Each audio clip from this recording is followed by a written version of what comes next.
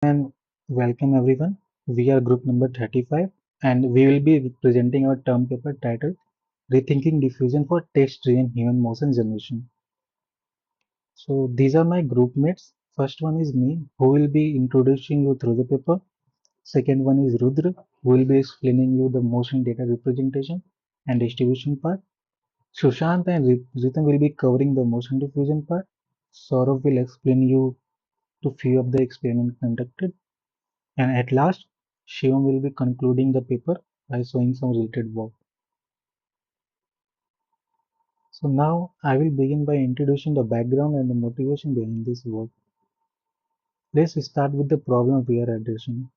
Text-driven motion generation is a task of synthesizing realistic 3D human motion based purely on the natural language prompt. For example, here is a prompt which you can see. A person who is running stops, bend over and looks down while taking small steps, then resumes running. So based on the prompt given, you can see the output which is expected to be given by the text-driven motion generation. The person first starts running, stop for a few seconds, then bend over and took small steps while resuming his run. So this problem sits at the intersection of computer vision, natural language processing, and deep generative modeling. Early approaches to this problem used RNNs and GANs. However, they were often unstable, hard to train, and struggled with producing coherent long-range motions. In recent years, diffusion models have emerged as a popular alternative, offering a more stable training process and better sample quality, especially in the image division. This led to the adoption in the motion domain as well. So next, coming to the next slide. In 2023, the field saw a major shift with the rise of VQ models method. VQ stands for vector quantization. These methods convert continuous motion data into discrete tokens, allowing us to borrow powerful NLP architecture like transformers. This makes training easier and faster while also leveraging pre-trained language models. So here you can see that the motion is first tokenized, passed through any powerful NLP transformer, and then motion is generated. As a result, VQ-based approaches quickly dominated benchmark for text-to-home motion generation. They became the new standard, pushing diffusion-based method into the background. So, but VQ is not perfect, right?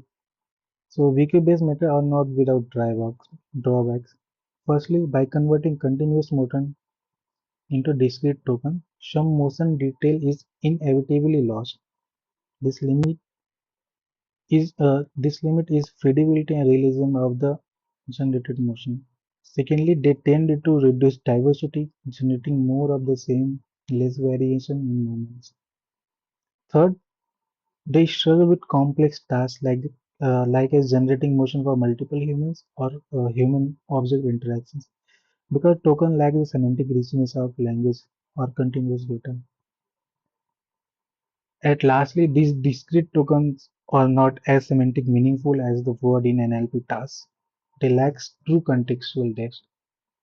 Also, you can see in the pictures uh, why Wiki is not perfect. Uh, After the prompt is tokenized, the reconstructed motion is not very precise. It is somewhat blurry or lossy. So this leads us to core question: should we reconsider diffusion? Despite losing ground to VQ, diffusion models have significant advantages. They operate in continuous space, which helps preserve motion detail. They are inherently more scalable, and they have a strong potential for generating diverse motions. But here is the catch. In practice, diffusion underperforms when compared to VQ-based model. So naturally the question becomes, why is that the case? Exactly to answer that our previous question, why is that the case that in practice diffusion underperforms when compared to VQ?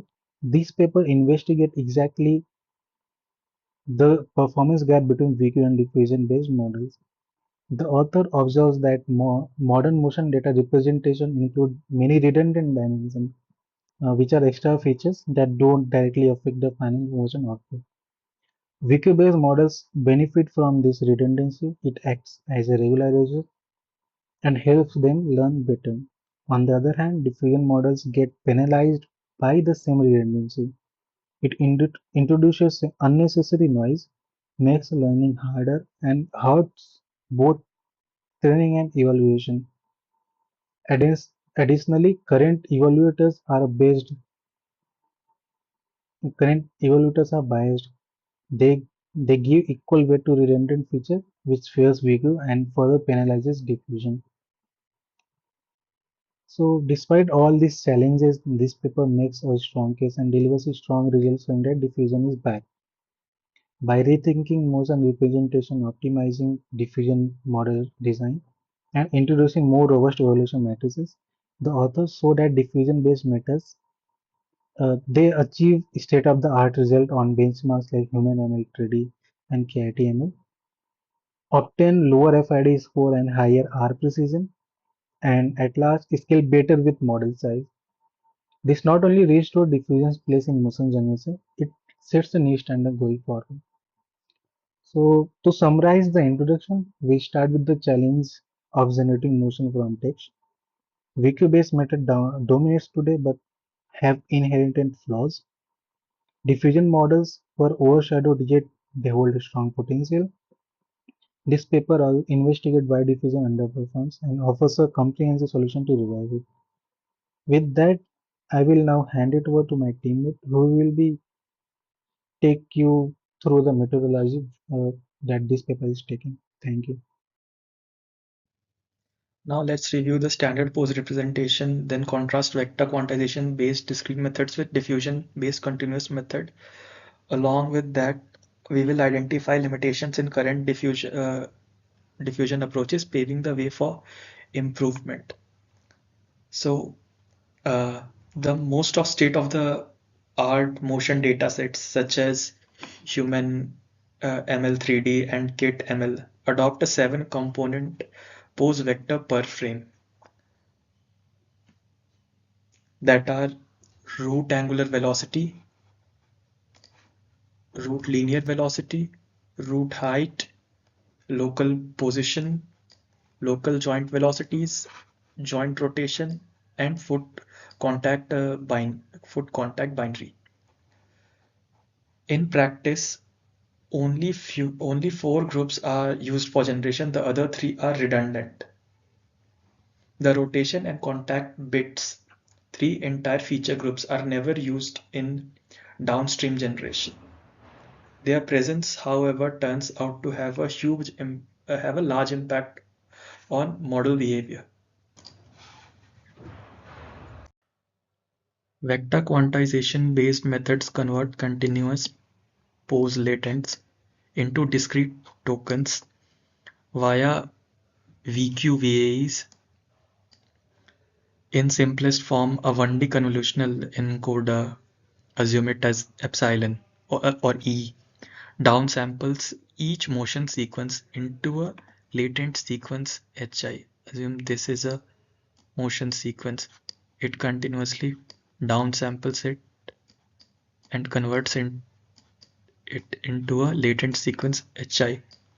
A nearest neighbor lookup in a learned codebook quantizes each latent to a token index. Okay.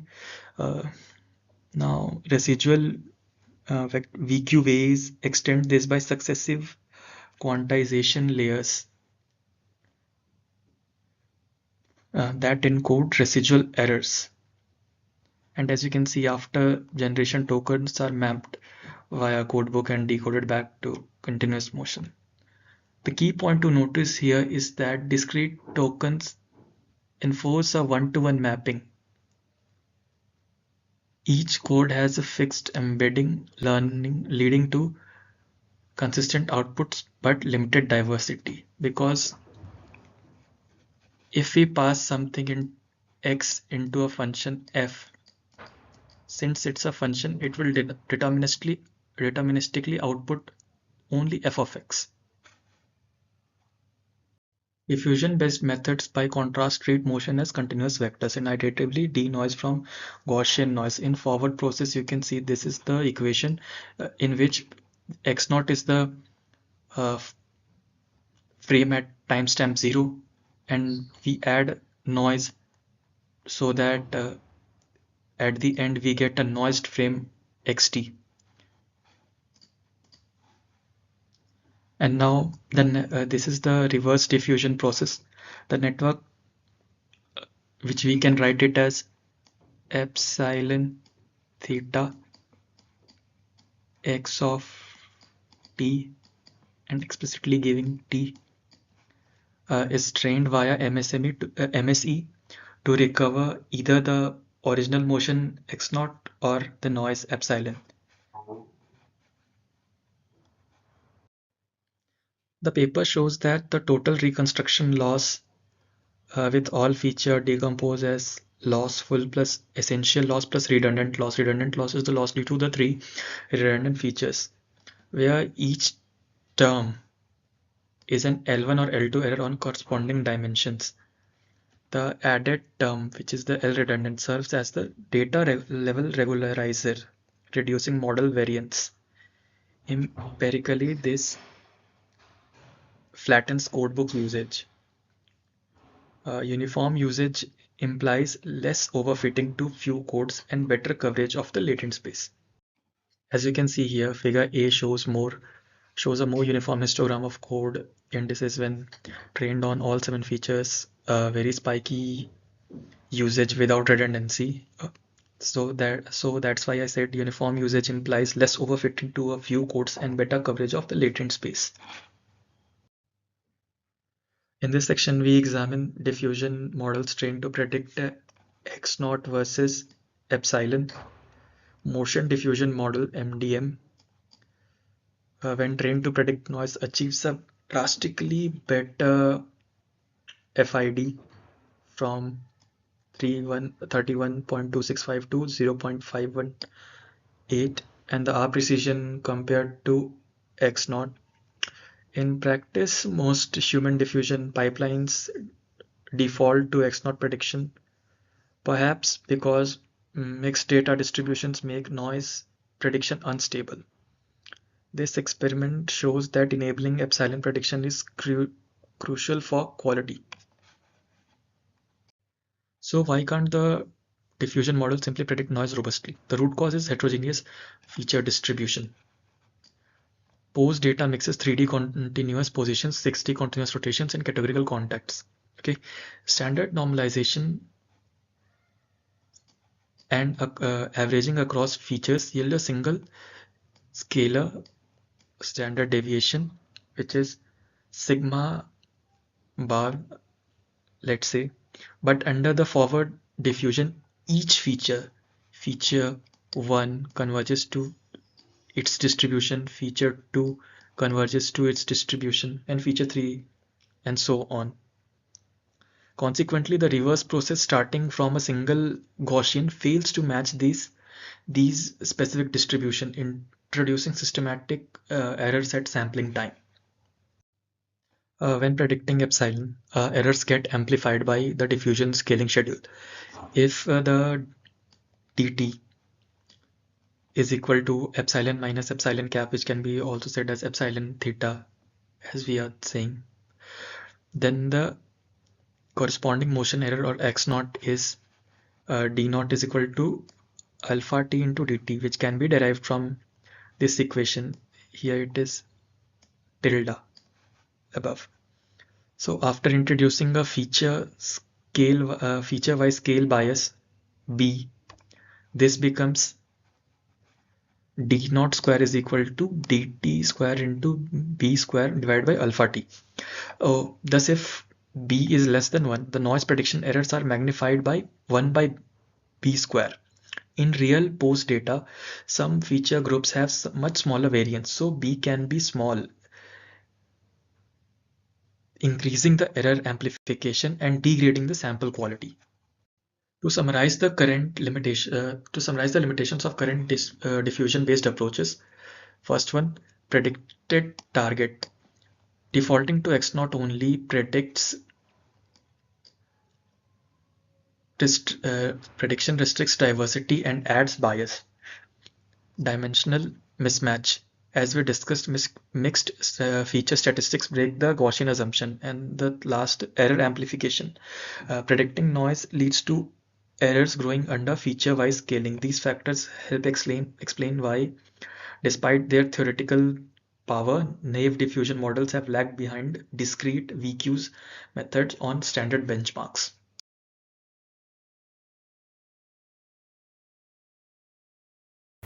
Okay, let us see the hidden bias in evaluating motion models. Now, what the evaluators are currently doing? Currently, evaluators evaluates the VQ-based model better than the diffusion models. Now, this is happening because the current evaluators use all the motion features, including the redundant ones, to evaluate a particular motion model. Out of the 7 features, only 4 actually affect the final human motion output. Let us see the 7 features first.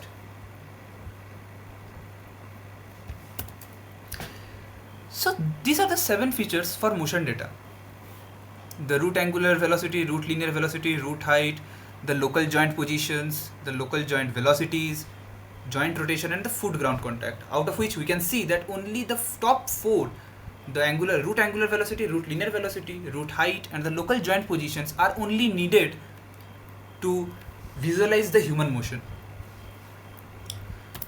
So where is the catch? The catch is that the diffusion model are penalized for the small errors in redundant parts. VQ models produce discrete tokens that behave more consistently across all dimensions. That is why VQ models perform better according to the current evaluators, but which is highly unfair, because the diffusion model is penalized just because it is doing error in the redundant parts, which is not even effective. So here is the proof, the experimental proof of the evaluation bias. The noise added to redundant features, there is a sharp drop in FID and R position. So these are the two tables where this table says that whenever we are adding noise to an essential dimension, this is the FID and this is the R precision. Generally the FID, ideally the FID must be 0, which is the best case, and typically if it is less than 0.1, which is, then it is very nice generated, that is, the score is very good, and for R precision the best value is 1. So those are the reference values. So seeing those, we can see that whenever the noise is added to a redundant dimension, the FID goes drastically high. We can see here. Also, whenever we are replacing an essential dimension with a noise, this is the FID, and if we are doing the same thing with a redundant dimension, this is the FID, which is means like more than double. And also the precision goes down just because we are changing the redundant thing. And also we know in diffusion, the fundamental principle is to add noise and then denoise the thing. So we can see that is why the diffusions are evaluated very bad according to these two tables. These are the proof of them. So the consequence of biased evaluation is this only: the diffusion models appear worse in standard benchmarks, which is very unfair. The evaluation should focus on what visually matters, not on every data dimension. So let us see why this thing happens actually. So this is the VQ model, this is the expression for the VQ model, and this is the expression for the diffusion model. Let us see how the VQ model works. Now let us understand the codebook quantization in VQ model, which is the vector quantization model. So let us say you have this is a painter who is having the 5 colors, 5 paints. Instead of creating new colors from scratch, the painter just selects the closest color from his palette. That is, obviously he is not going to paint in 5 paint colors. He's gonna need more colors. So how can he generate those colors? So he will go close to these colors and pick one color. Now let us say that's a color map. So VQ models don't generate motion values from scratch, like the painter doesn't generate colors. Instead, what they do, they select the closest vector from a learned codebook. That is, what happens, there is a codebook of the detected motion from the image, and then it goes and selects the closest vector from every motion. Each codebook vector represents a cluster of similar motions like each color, and that region around each codebook is called as the Voronoi cell, VK. That is why the output of VQ models are stable and uniform, because they are discrete tokens, even in noisy dimensions, which was in contrast with the diffusion model, as diffusion model works on continuous values as it sums over across all time steps and feature dimension. We can see that here, that it is summing over all time steps and all dimension. That is why it does not that is why the evaluator is evaluating even for the redundant features also, as diffusion considers that also, those dimensions also.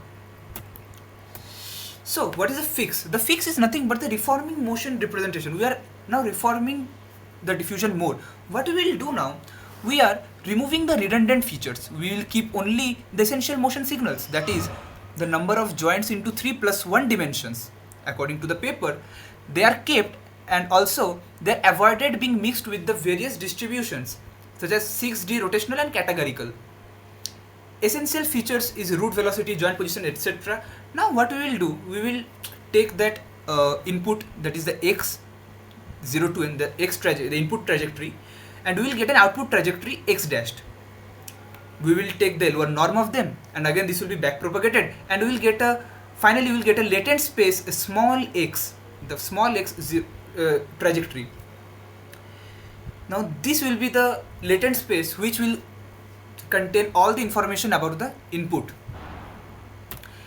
Now instead of using the input capital X, we will use the latent space small x in the diffusion model. Why? Because this will avoid the distribution mismatch against continuous versus categorical features. Also, we know that in typical diffusion we predict the x0 from the noise value, but here we will not only predict the x0, but we will also predict the velocity v of xt, and also the epsilon, noise epsilon. Also s of xt, which is known as a score, it is nothing but another form of velocity which is given by this expression. Also advanced diffusion, it allows advanced diffusion strategies, example score based or ODE sampling. Latent space is more stable, and it ensures accelerated training and faster inference, and also it ensures accelerated sampling. So these are the equation for xt. At any particular time step t, we can infer that time step using x0, and this is the velocity, and this is the score xt. We can see that alpha t and sigma t are continuous time coefficients, and alpha dot t and sigma dot t are the derivatives with respect to time t. So okay, that is from my side. Now the next section will be of autoregressive diffusion. Thank you. In most traditional diffusion models, a human motion sequence is generated in one go. This is often inefficient and leads to issues like poor temporal coherence and long-term inconsistency, especially in longer motions. Seen in diagram, diffusion model is generating all metal space x1, x2, xn at a time. In one go generation, motion generated is not smooth. It gets jerky and can generate some impossible poses. It also hampers the coherence by deviating the condition. If condition is of sitting, then in one go motion is generated of standing and jumping in longer sequences. Autoregressive models offers a better approach. Breaks down the problem. Instead of generating all motion frames at once, it does so step by step, where each step depends on previous ones. The scene here, x1 is generated by seeing x0, while x2 is generated by seeing x1 and also by seeing x0. Here, all latent space are generated sequentially, not at a single time. This results in more coherent sequence, and sampling is faster and easier to control. As seen here, all latent space XR are generated seeing the previous latent space XR over the condition C. The approach is inspired by autoregressive methods used in NLP, like GPT, where future tokens are predicted based on past ones. Now let's understand how autoregressive diffusion is actually modeled. Instead of learning to predict the entire sequence jointly, model learns this distribution, that is, P of x1 to n given condition C. This means each latent xr is predicted based on all previous latents xj's where j is less than r and the text condition C. During inference, we generate x1, which is further used to generate x2 and similarly so on. This formulation makes generation more flexible, as each prediction is conditioned only on the known information. However, naively using MSC loss in this setup doesn't help because it just learns to regress rather than capture these chain dependencies, and that's where masked autoregression comes in. Masked autoregressive motion generation. Instead of always predicting the next step, the model uses a masked autoregressive training strategies, which is inspired by MAR technique. During training, some latent space from the sequence are randomly masked. As we can see here, x2 is masked. The model must then predict these masked latents using the visible ones and the text prompt C. This allows the model to simulate autoregressive behavior while still using parallelizable training. Mathematically, we split latents into M and UN, where M stands for masked and UN for unmasked latents. Then the model learns distribution P of M given UM and C.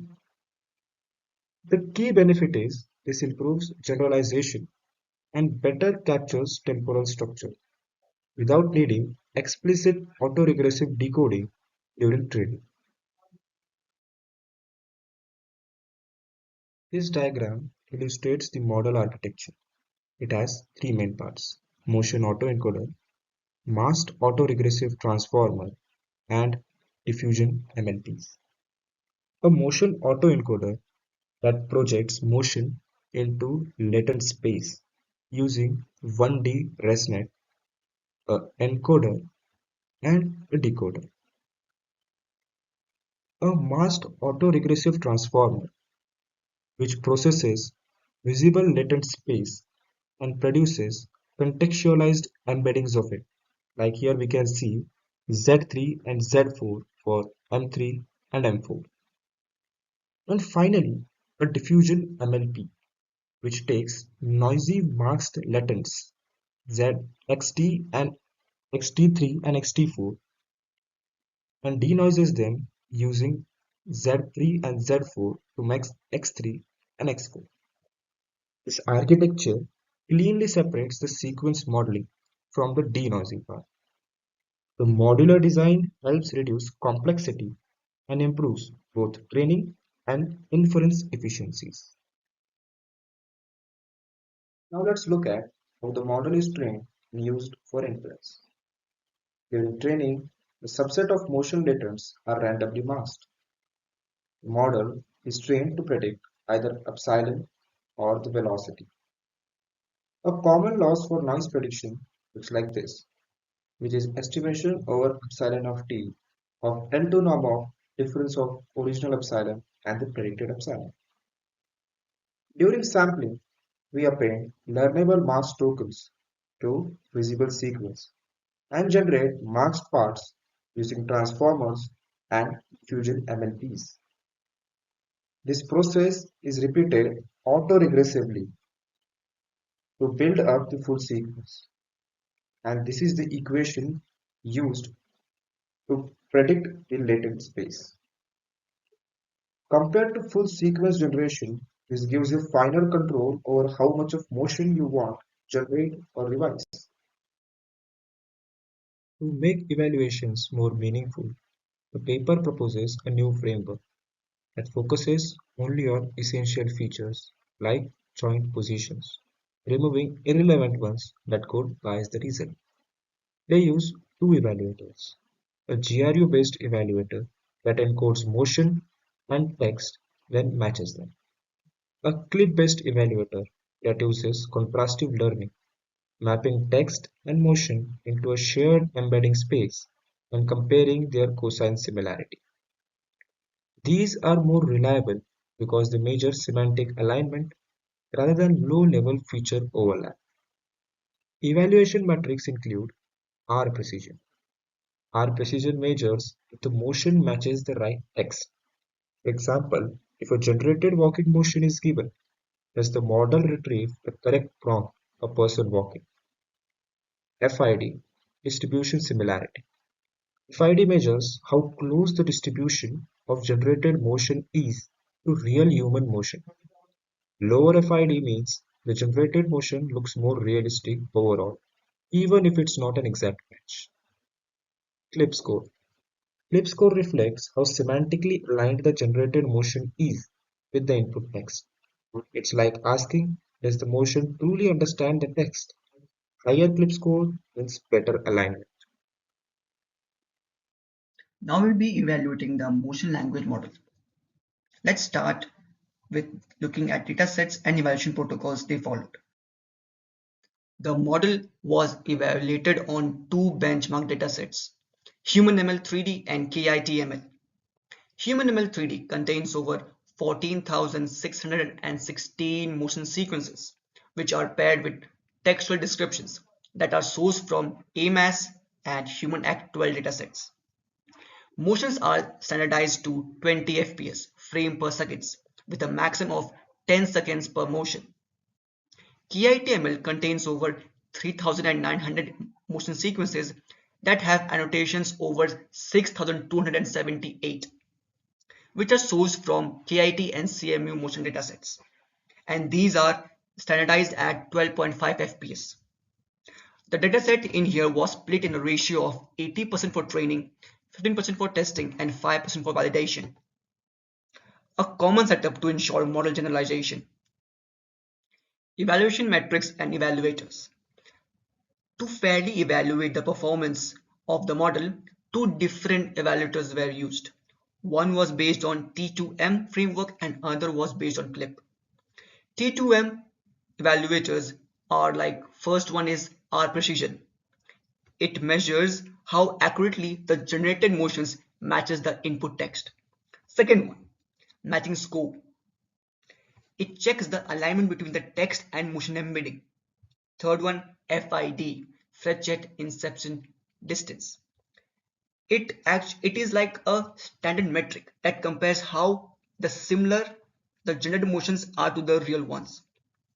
Last one, multimodality. It measures how diverse the generated motions are for the same text input. The second vector was clip. Here the clip score shows that like a cosine similarity between the motion embedding and the caption. This helps evaluate the text to motion compatibility. Each evaluation here was run 20 times on both datasets, HumanML 3D and KITML, and the average results were reported with a 95% confidence interval to ensure statistical reliability. Also, to make the comparison as fair as possible, all the baseline models were retrained from scratch using their official methods on both the datasets, HumanML 3D and KITML, with full motion dimensions. And the results were the proposed model recorded lowest FID scores, indicating that the generated motions are statistically closest to the real data. Also, it achieved highest R precision, reflecting how strong alignment is between text and the motion. Also, it outperformed in other metrics too, like matching score, clip score, and multimodality, which demonstrates both better quality and diversity.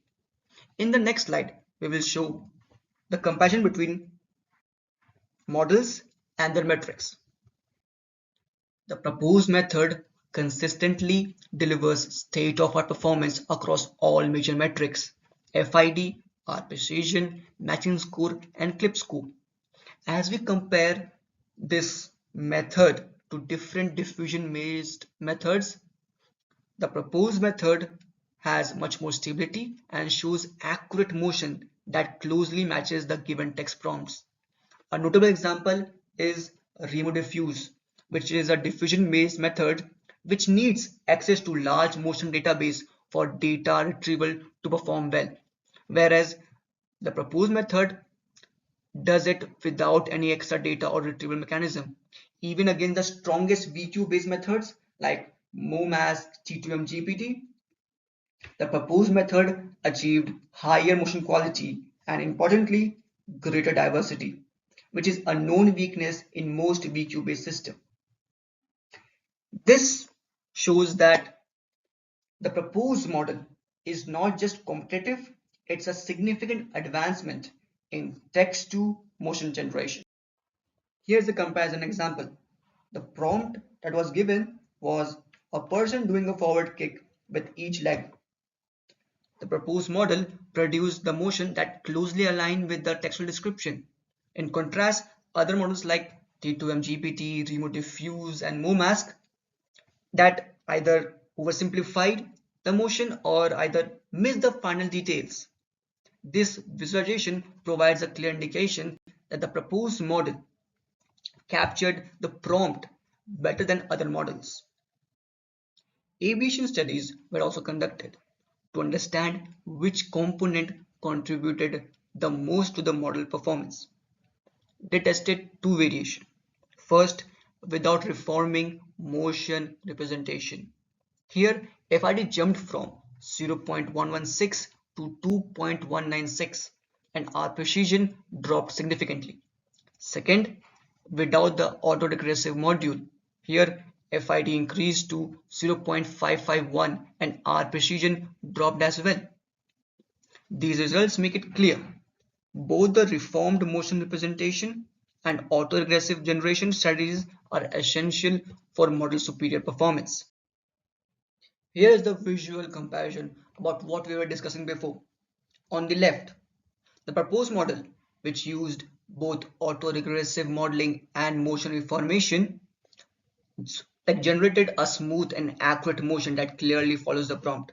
But if you look at the middle and the right, the output is either lacking in precision or appears shaky and unrealistic, which shows that both reformed motion reformation and masked autoregressive generations are equally important and both are important in generating state-of-art performance across several key benchmarks.